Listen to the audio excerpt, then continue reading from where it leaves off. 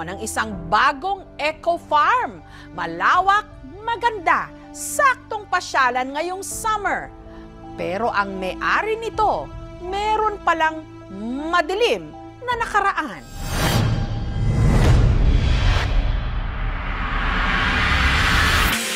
May bagong tourist attraction sa Naik, Cavite.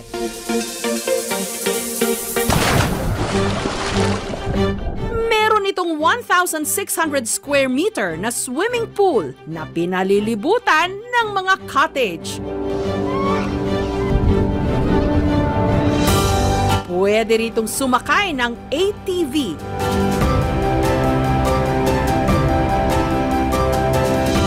At mag-rope adventure. First time namin dito, but me and my kids really enjoyed doing it. Kung sa ibang bansa may cable car, dito may cable jeep.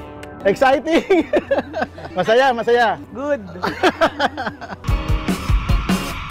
Pwede ring mag-zipline. Para ka nalipad.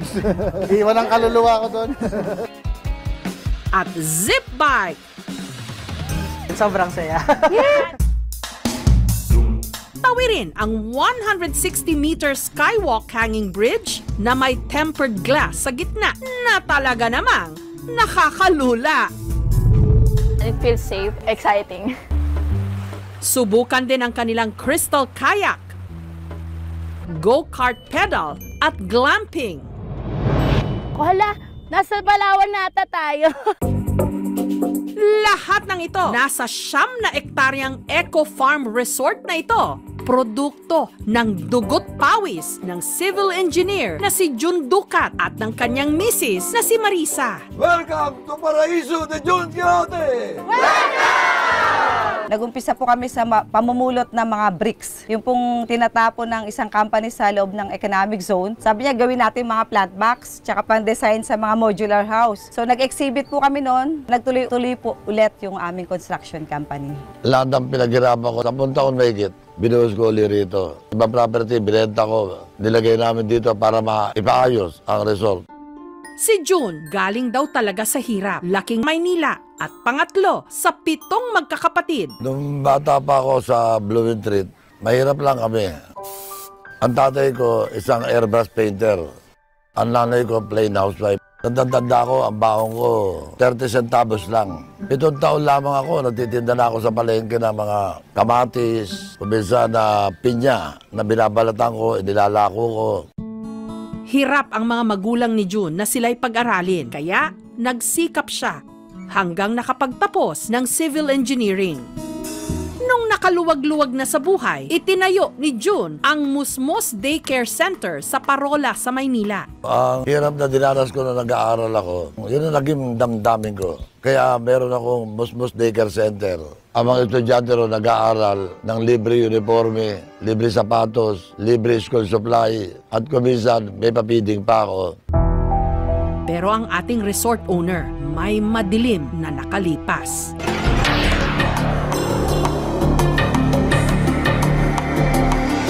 Update po tayo kaugnay sa hostage crisis sa Maynila. Yes, Rafi, patuloy pa rin ang nangyayaring standoff dito sa Bonifacio Shrine. Kaugnay ng nangyayaring hostage crisis.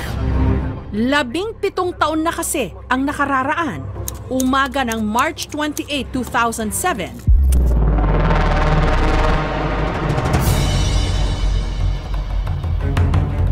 Nung hinostage ni June ang 32 mga estudyante, 3 guro na sakay ng bus sa tapat ng liwasang Bonifacio. Noong karoon kami ng graduation, nakita ko sa mga magulang at mga estudyante ang intensyon nilang makatapos. Ang karamihang daing ng mga magulang o mga bata, walang pang-almusal, walang damit. Kailangan siguro dagundungin ko sa pamamagitan ng isang marahas na pamamaraan. Huwag po kayo magagalit sa akin sapagkat sasabihin ko katotohanan. Kung meron ng edukasyon, ang mga kabataan, magkakaroon sila ng disiplina. Hindi sila magiging hati, hindi magiging single. Kung meron, naintindihan pa ninyo ako. Isa sa mga batang estudyante na na-hostage ang nooy 7 taong gulang pa lang na si Zainhon. Alam ko magpi-field trip kami. So, excited ako ng mga araw na yon. Huminto kami sa tapat ng City Hall Manila. Nakita ko na po talagang may mga armas sila, bomba. Tapos mayroon dala-dala si Sergeant Duat na baril. Ang mga armadong hostage taker kasama na pala nila sa simula pa lang ng biyahe. Isa kasi rito ang may-ari mismo ng pinapasukan nilang daycare center sa Parola, Tondo na si June Ducat. Kasama ang isa pang lalaki, si Ogie Carbonel. Nakaramdam din naman po ako ng takot. Nagalit ako, ikaw ba naman papayag ka na hostage mo yung apo ko? Kung nakita ko lang siya, baka nasapak ko siya. Pangit yun eh, dadamay mo yung apo ko.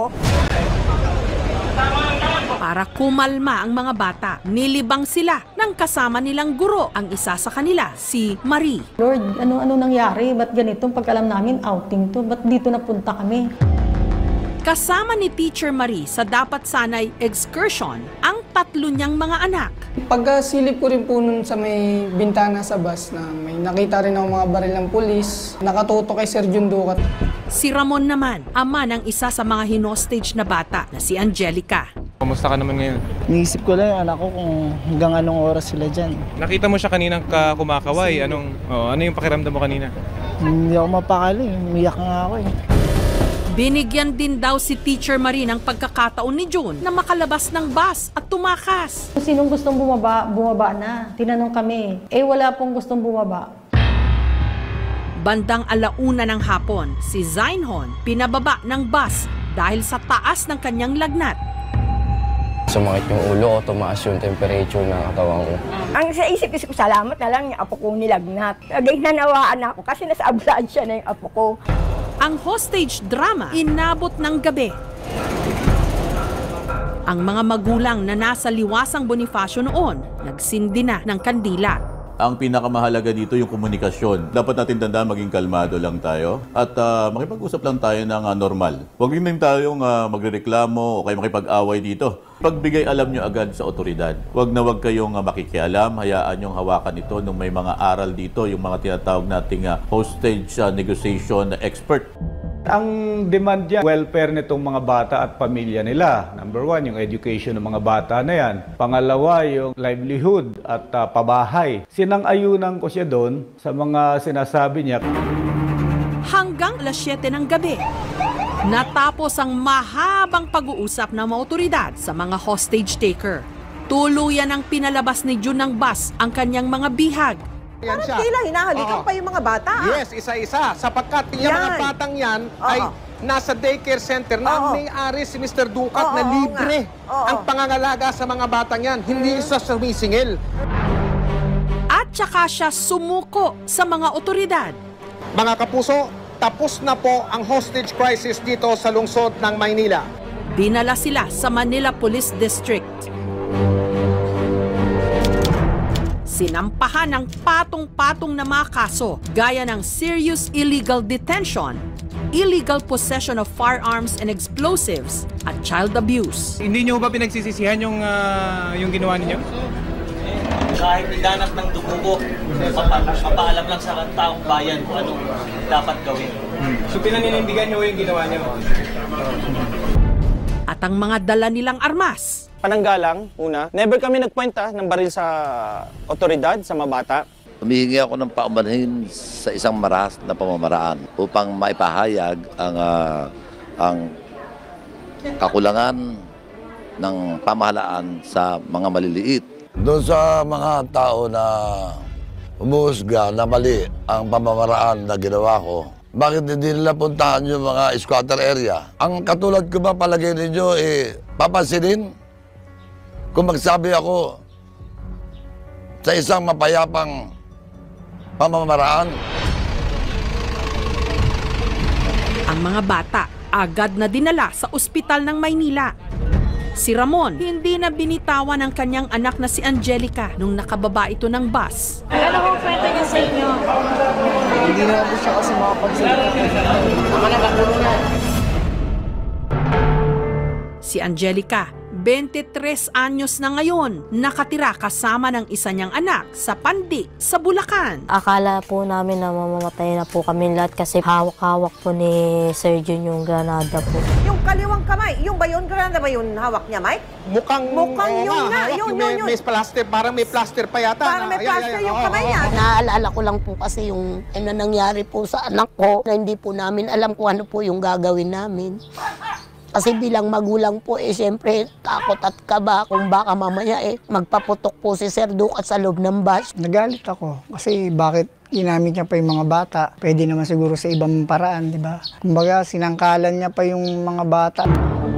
Hanggang tuluyan ngang nakulong si June. Ito ay kakarapin niya yung paglabag sa Revised Penal Code na Article 267. Ito yung serious illegal detention kung may pagbabanta, pananakit. Ito ay may karampatang parusa na reclusion perpetua. Ngunit dahil wala ni isa sa mga biktima ang nagsampa ng demanda laban sa kanila, makalipas ang 1 taon at 9 na buwan sa kulungan, naabsuelto si June. Paglabas ko, negative 15 million ako. Lahat na equipment ko na ibenta. Ang ilang property na isanla para masustinihan ko ang labang ko.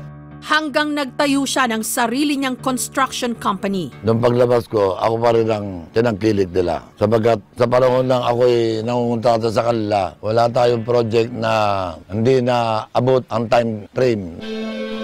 Kinalaunan, sa pagsusumikap ni June at ng kanyang misis na si Marisa, nakapagpundar sila ng Eco Farm Resort sa Cavite. Daan-daang milyon na investment dito. Nagkaroon kami ng covenant, sumpaan namin pamilya, na ang kalahati ng kikitain ito, pagpapagawa namin ng isang malaking ospital na libre, doktor at gamot para sa mga kababayan kong mahihirap. Sabi nga ni Sir Ducat, ay salamat, hindi kayo humiwalay. Kahit galit kayo sa akin, hindi kayo nawala. Tuwing March 28, nagkakaroon kami ng pagtitipon. Nagse-celebrate kami ng anniversary. Kami nagkukusa na dumalaw sa kanya kasi nakikitaan din naman namin may magandang ginagawa din siya.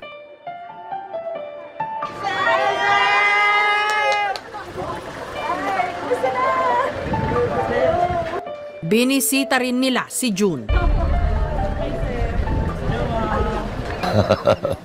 Ito, tapos na. Aircon technician. Professional. Kaya may lagnat di ba? Asa na kayo ngayon? Nasa Pandibulacan na po kami ngayon, sir. Ang mga sugat ng kahapon.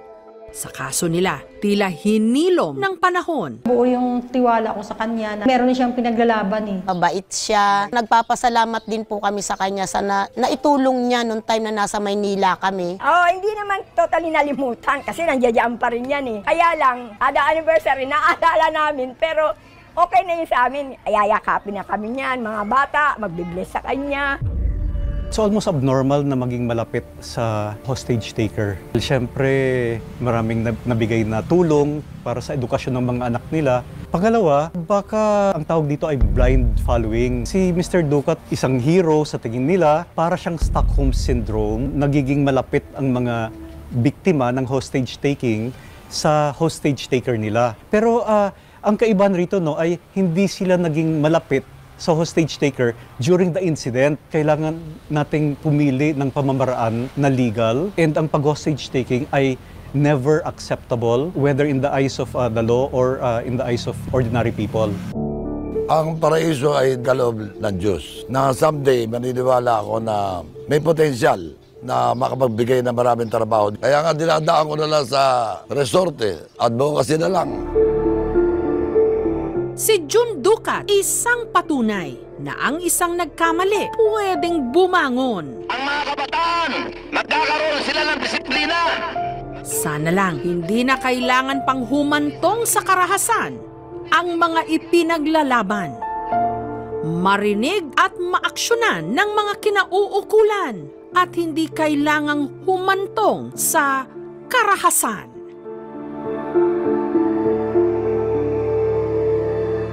Thank you so much mga kapuso. Kung nagustuhan niyo po ang videong ito, subscribe na sa GMA Public Affairs YouTube channel. Don't forget to hit the bell button for our latest updates.